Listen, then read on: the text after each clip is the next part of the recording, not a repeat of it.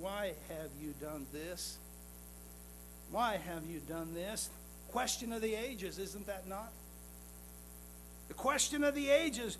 Why do innocents have to suffer for disobedience? Well, church, part of the answer, and it's a complicated question, and surely this is not the whole answer, but understand here, part of the answer of why innocent people suffer is that they wouldn't have to if the child of God would be more obedient in his walk with God.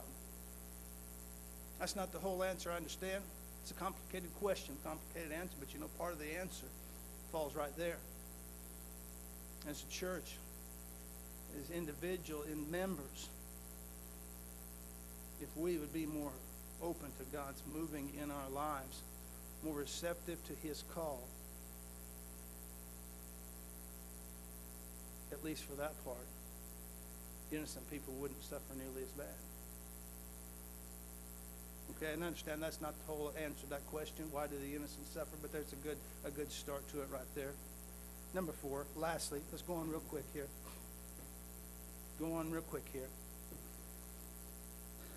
The catching of Jonah by this great fish. Casting of Jonah by this great fish, verses 11 through the end of the chapter, verse 17.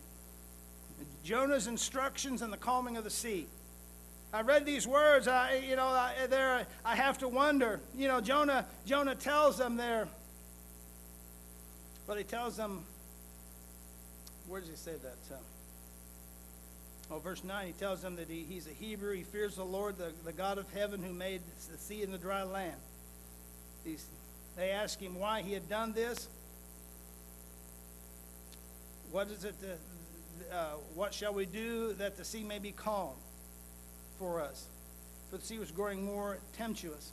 He said to them, verse 12. Pick me up and throw me into the sea, that then the sea will become calm for you, for I know this great tempest is because of me. I read these words, I have to think, what was going through Jonah's mind at that moment? Did he really understand the full impact of what he had said? Did he fully understand? Oh yeah, if you just throw me overboard, things will be fine.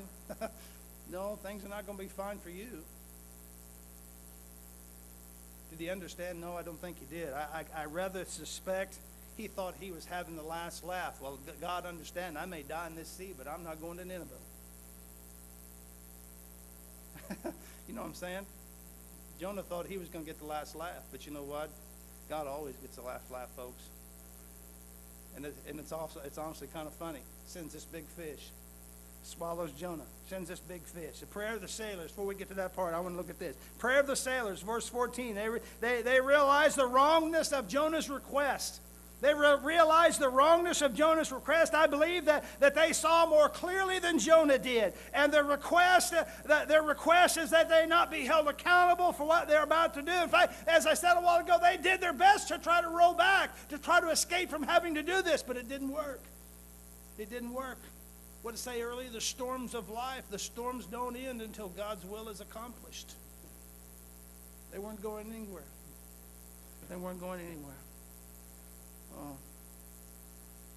Prayer of the sailors. And the fact that says that there was a great calm on the sea shows that God heard their request.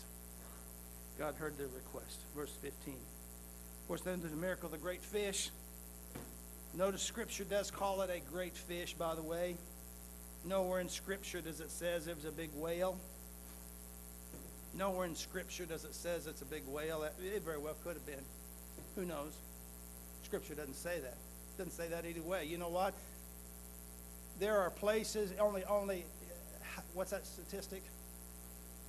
90%, upwards of 90% of our oceans have never been explored. Can you imagine that? 90%, upwards of 90%.